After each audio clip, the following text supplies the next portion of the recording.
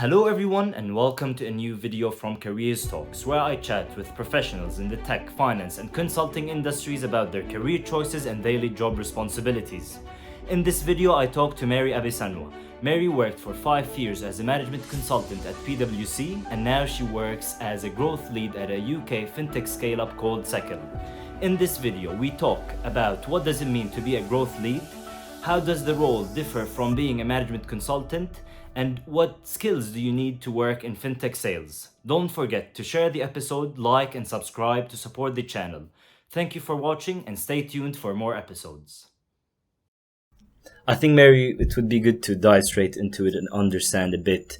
What do you do at Seccl? What does the company offer to other fintech firms who want to launch in the UK? Sure thing. Thank you so much, Tamar, for having me on the podcast. So Seccl is an embedded investments platform. Mm-hmm. So we exist to help firms launch investment apps or propositions. Mm-hmm.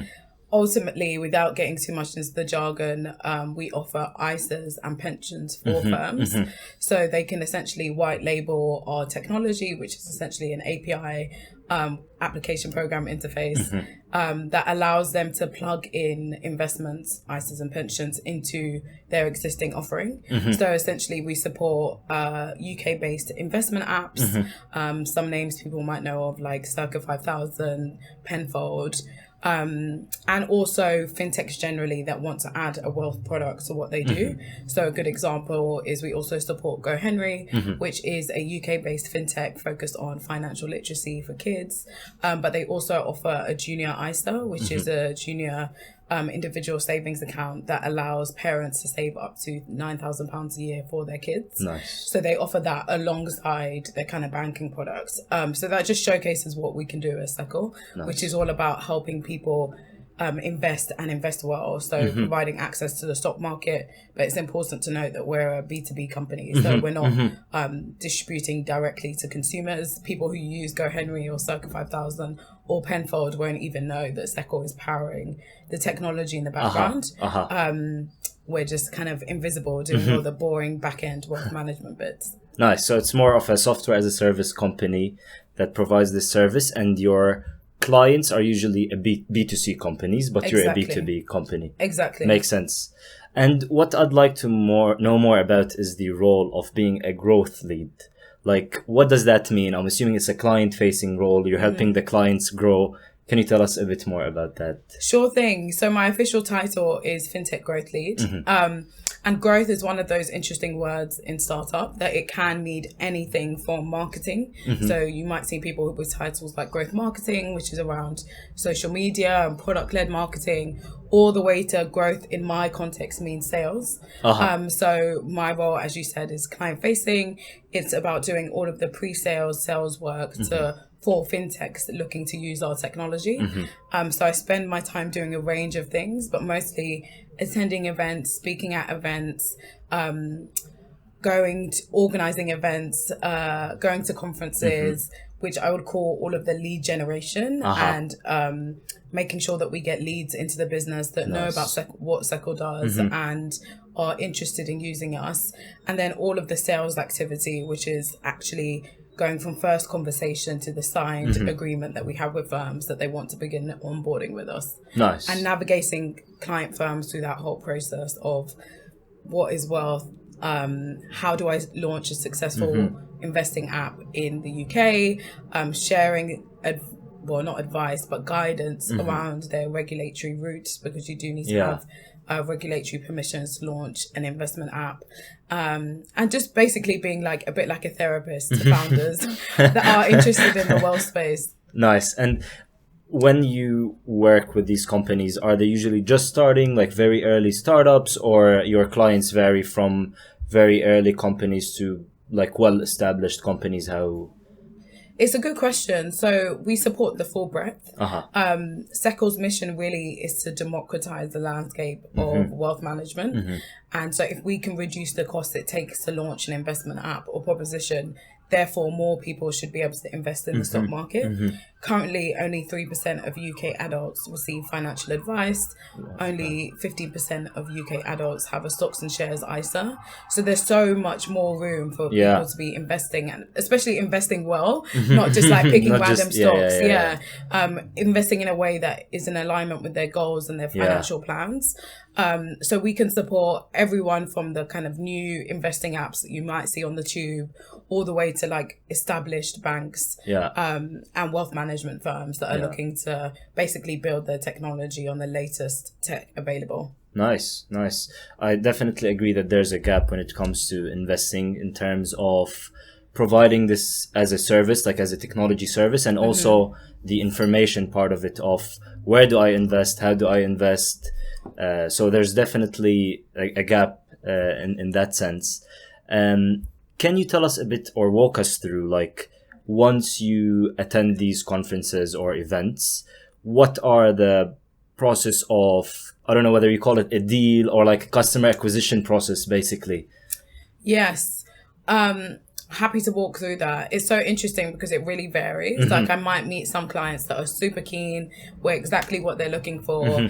And then it's the fastest time I've ever onboarded a client from kind of pre-sales, first conversation to signed agreement. It's probably been like 2 or 3 months. Okay. But on average, it's probably more like 6 months for bigger enterprise clients. So like thinking about the larger banks or larger fintechs, it could be 12 months, 18 months. Because they require a whole business case to launch wealth products. They're an established organization. They're thinking about the return on investment. They're thinking about, we're not just going to launch this and leave it. We're going to think about the strategy of how do we launch and launch well to make it profitable for us. So the real steps are firstly getting in front of the right person, which sounds really easy, but it's really difficult, particularly as the firms get bigger. You can easily just be bumped around different people in the organization and not be speaking to the right person. And then once I get in front of the right person, pitching them Seccl, usually in like a half an hour call, answering their questions. I'm an ex-consultant, so I love slides. So I'll use a couple of slides about what we do, answer their questions, talk through the pricing, because we like to be really transparent about that. And then usually we have a couple of follow-up calls. So I'll give them like an API demo of our solution, just deep dive into the pricing and plans. We also have like a template pricing model that we can give them to work through. How are they going to charge their customers? How are they going to make money? When are they expected to make returns on launching a wealth product? All the way to kind of an assessment we do around the due diligence of the company, because there was a point probably about last year where I was having easily 15 to 20 conversations a week with people who wanted to launch investment apps, and there was a lot of VC money being thrown around. So we have to do our own due diligence to know, is this company going to be here in a year's time? Has this company got the right people? Do they have enough funding? All of that good stuff. So, and I'm sure the company is doing the same assessment of Seccl as well. So there's kind of mutual due diligence that happens. And then finally they sign the agreement, and then they move on to my adjacent team, which is the onboarding team. Okay. So you're basically leading the process of them knowing more about the product. How's it going to integrate with their business, especially as you mentioned, if like it's a well-established firm. How's it going to embed into their other offerings? How is that going to work? So I think that makes sense. So if you want to compare it to account manager role, it's more of focusing on that acquisition part of the process rather than onboarding and beyond, where you help them grow their account with Seccl, right? Just to try to segment the different types of roles. Exactly. Yeah, it's a really good question, because I find that when I speak to a lot of students, if they're not used to the startup landscape or the sales landscape, they're not sure what the differences are between the different roles. So my role, is focused more on that pre-sales and sales part of the process. And then I hand over to an account manager, which is someone in the onboarding team who is more, exactly as you say, focused on, okay, how do I support this client to go live?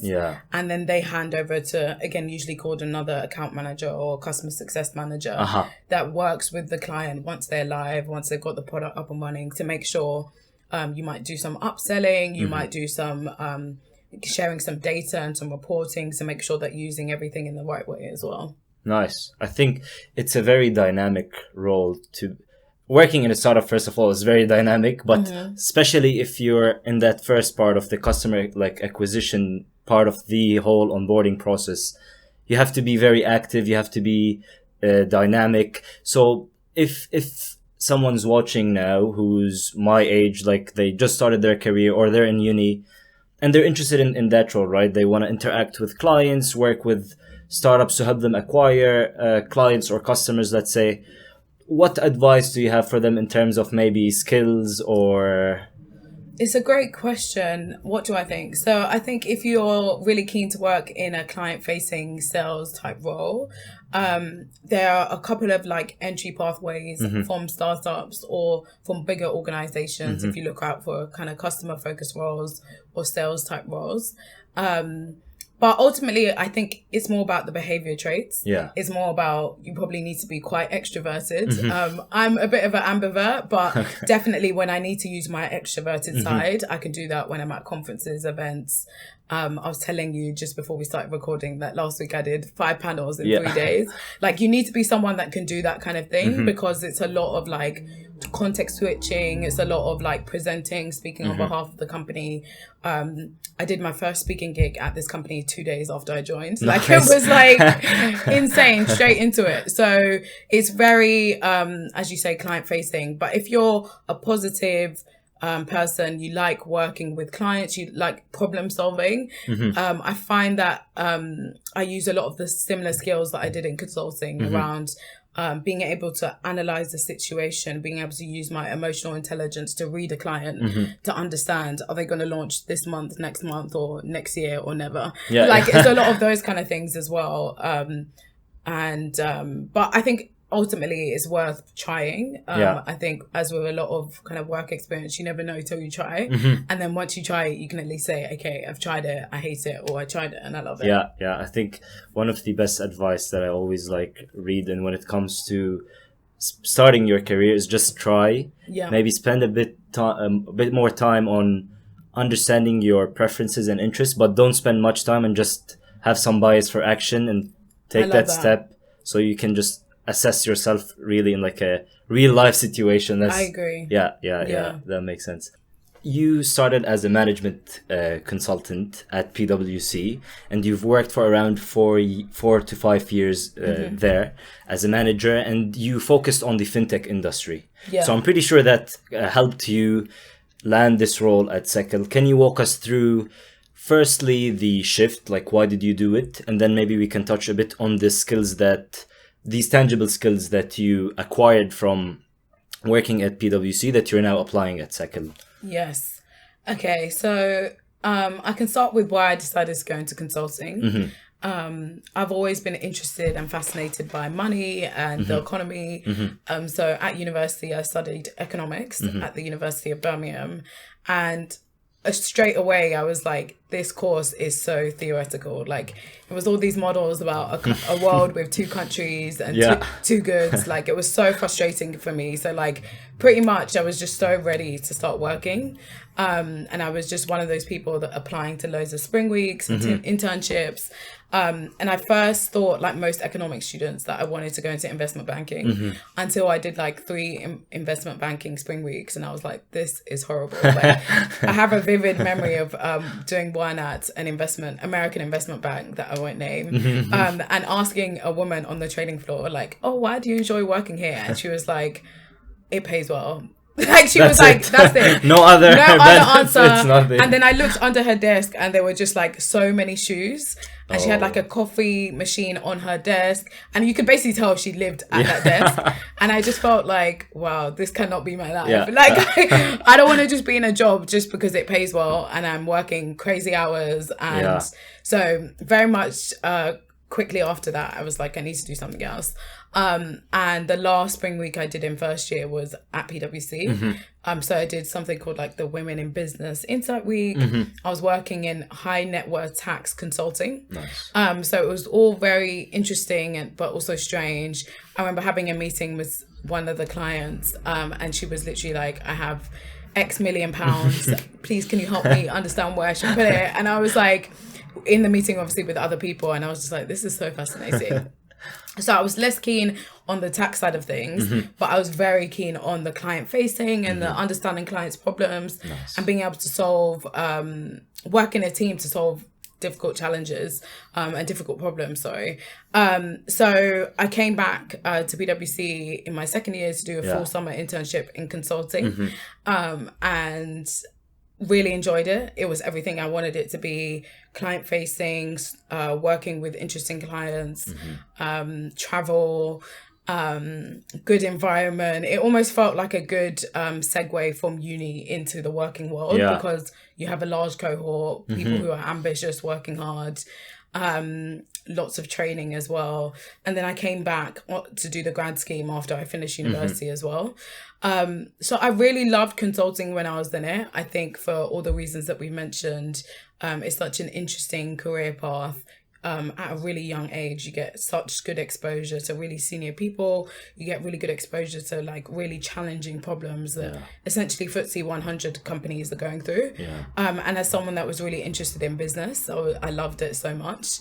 But I think I ultimately left because consulting is a never-ending to-do list. It's a really hard, challenging career because a client says jump and you say how high. Like that is literally what we're taught.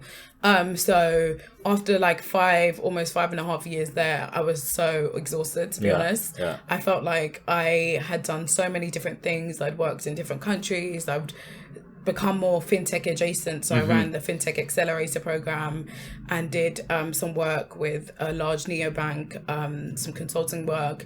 So I just felt like the list of things that I wrote down when I started my career in consulting, I'd done almost everything, if not everything.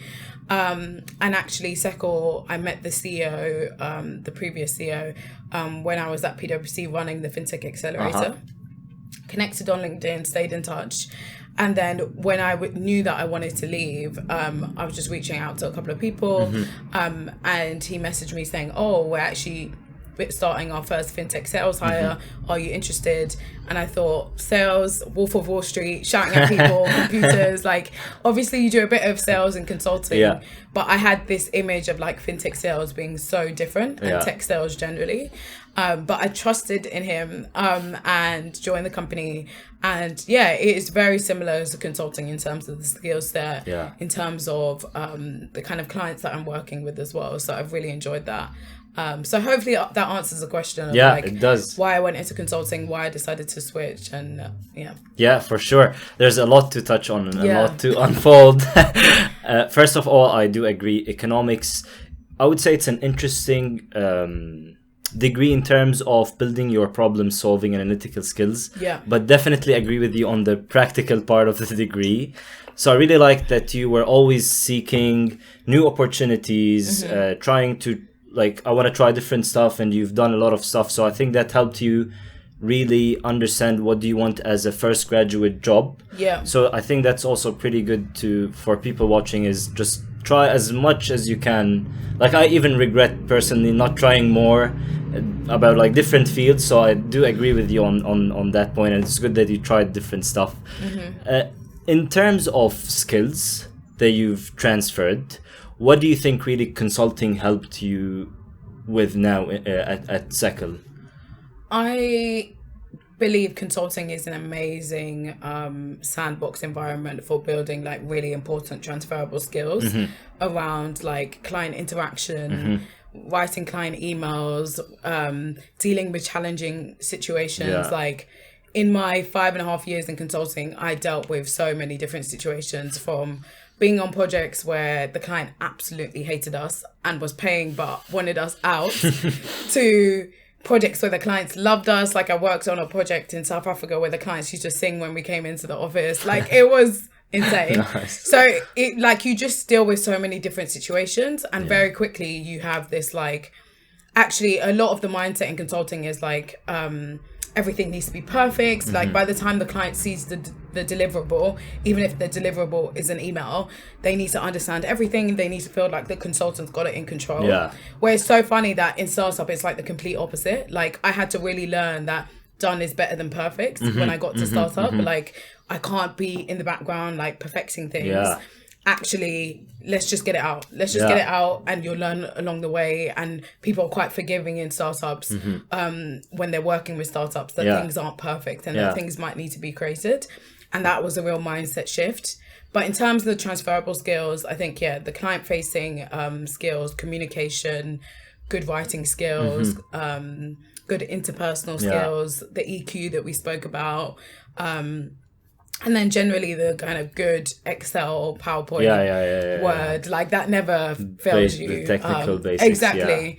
I would say a key similarity between consulting and startup is the appetite for continuous learning that you need to have. In consulting, you have to be aware of future trends impacting the industry that you consult for. You have to be aware of kind of problems that companies might be facing. And I feel like in startup, it's really similar as well. You need to be someone that is interested and passionate and proactive and keen to keep learning. Your team might have new tech that they've integrated, a new CRM or whatever it is. That kind of hunger to learn more and also be inquisitive and curious, I think is really important, and something I look for when I'm hiring people now as well. And I think you leverage that industry expertise, right? Of focusing on fintech projects and consulting, and then transferring all that industry knowledge into your role and helping you. I think it probably helped you understand the gaps in the fintech market. What are these firms looking for? Why are they coming to us, right? So I think probably that was helpful as well. I completely agree. Yeah.